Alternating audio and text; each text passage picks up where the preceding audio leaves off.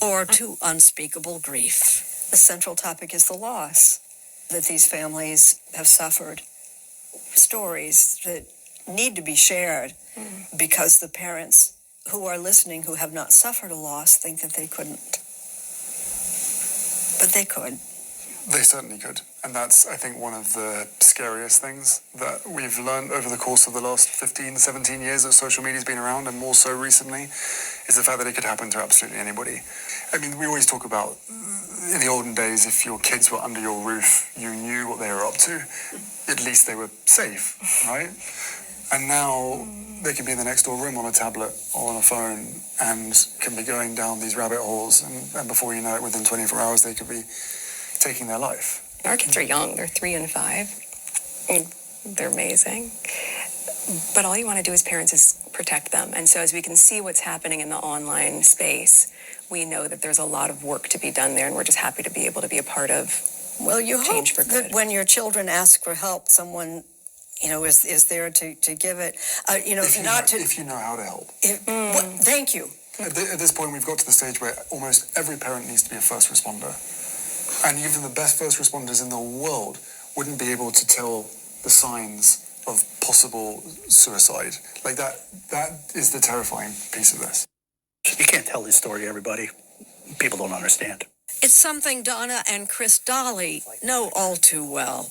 Their 17-year-old son, CJ, died from suicide after what they believe was depression fueled by social media use. But your son had a demon in his bedroom. Yeah. I think so, yeah. Yes. We had no idea what happened to our son. He had a beautiful car. He worked and did that. He had a job he liked. Sisters that loved him. Parents that adored him. Yes. And he was happy. He was a happy kid.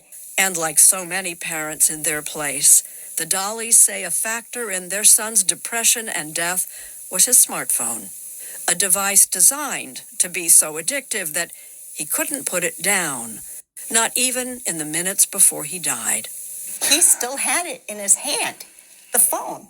That's how addicted he was. He couldn't even kill himself without posting about it first. And like the Dollys, it's often impossible for parents or anyone else to see that someone was so deep in despair that they'd consider taking their own life. Meghan Markle has been there, as she told Oprah Winfrey in 2021. Look, I was really ashamed to say it at the time, and ashamed to have to admit it to Harry especially, because I know how much loss he suffered. But I knew that if I didn't say it, that I would do it. And I just didn't want to be alive anymore.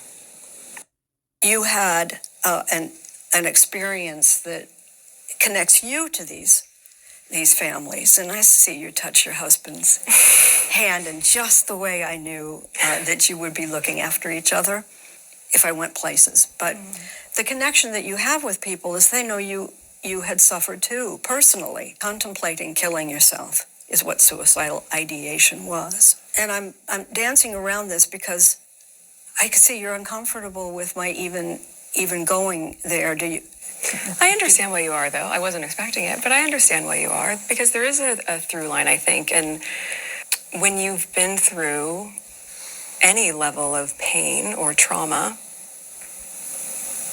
I believe part of our healing journey, certainly part of mine, is being able to be really open about it. And I haven't really scraped the surface on my experience, but I do think that I would never want someone else to feel that way. And I would never want someone else to be making those sort of plans. And I would never want someone else to not be believed. So if me voicing what I have overcome will save someone, or asks or encourage someone in their life to really genuinely check in on them and not assume that the appearance is good so everything's okay, then that's worth it. I'll take a hit for that. What does it say? This in-person gathering was just for the launch. The Parents Network will meet mostly online. But group and the two of you, this is it's a modest beginning. It's not an army of parents yet. No. But what are your ambitions? I think you have to start somewhere. I think the simplest thing that anyone watching this or anyone who's able to make change, to look at it through the lens of, what if it was my daughter? What if it was my son? My son or my daughter who comes home, who are joyful, who I love, and one day, right under my roof, our entire lives change because of something that was completely out of our control. And if you look at it through the lens as a parent, there is no way to see that any other way than to try to find a solution. Or to unspeakable grief? So just to repeat, this is going to be mainly focusing on Harry and his responses. In my next video, I will be breaking down Meghan's, because oh boy, there is so much in the way she has behaved in this interview. The central topic is the loss. Harry just looks absolutely disinterested here. He honestly couldn't look more "I can't be bothered to be here" than, well, anyone I've ever met. It's it's bizarre. That these families have suffered. So you do see a moment where he does look down when she talks about how the families have suffered. I do think he has genuine empathy here. Stories that need to be shared because the parents.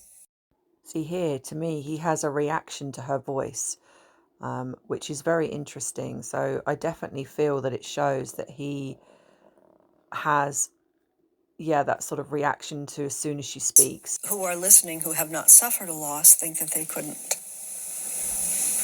But they could. They certainly could. And that's, I think, one of the scariest things that. This was very interesting to me, that when he starts to speak, he actually moves away from her. And I wonder if there's been some, I don't know, physical, where there's a moment where he's actually a bit afraid of her, because that was a very interesting movement as he goes to talk, as if he's not quite sure whether he should talk first, and then her reaction, which shows she's angry. So there was definitely something there.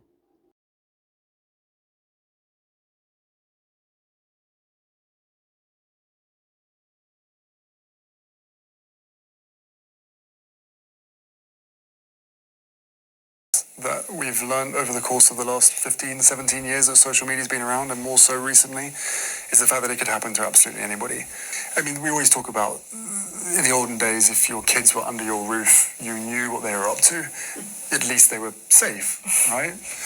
And now they could be in the next door room on a tablet or on a phone and can be going down these rabbit holes, and before you know it, within 24 hours, they could be taking their life. Again, unusual behaviour, given that they're talking about children, loss, suicide. You wouldn't expect, when you're talking about this, if you have empathy in that moment, that you would actually be quite somber. Harry's smiling a lot in this, and he's really trying to drive home what he's talking about. So I feel there is an element where he does have some sympathy for the parents, but I feel that he's using this as a means to go after the media. And I'm really sad to say it, but I think that he's actually using this particular topic because he looks almost too gleeful, too happy when he's discussing this. Now, one of Harry's tales that I do notice is that he talks a lot with his hands. And he does this when he really gets into a subject, and he's almost like something he feels he knows what he's talking about. And he does that here in this moment. So I do feel that there's an element where he does want to fight this, but I do feel that there's an underlining, because his emotion, his responses do not quite match the subject that's being spoken about. So it does feel, like I said before, that he's using this situation, which is really awful, to be honest, as part of this, I'm going to attack and censor the media.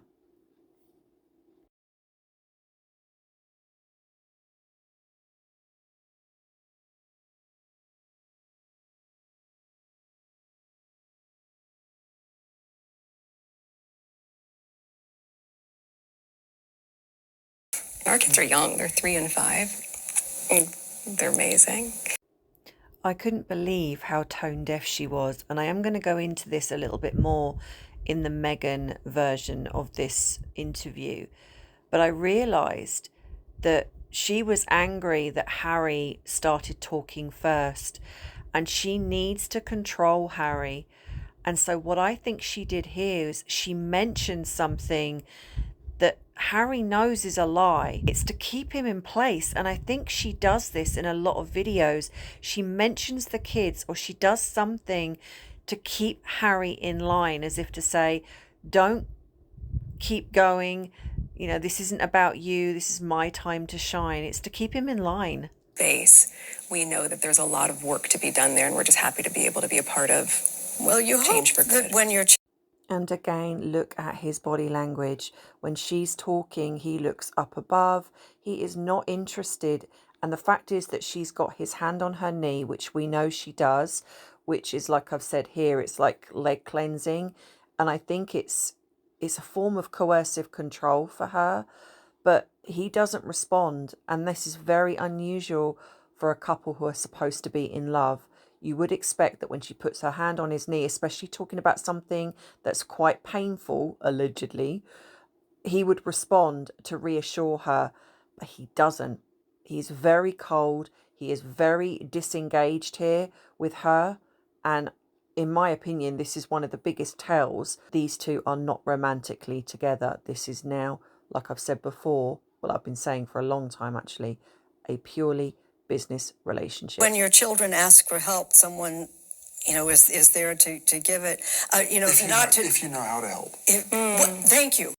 I think Harry is attempting to take over this interview, which is really annoying Meghan, which I will go into. He does interrupt the interviewer here, which is a bit of a no-no, in my opinion. Thank you. At this point, we've got to the stage where almost every parent needs to be a first responder. And you've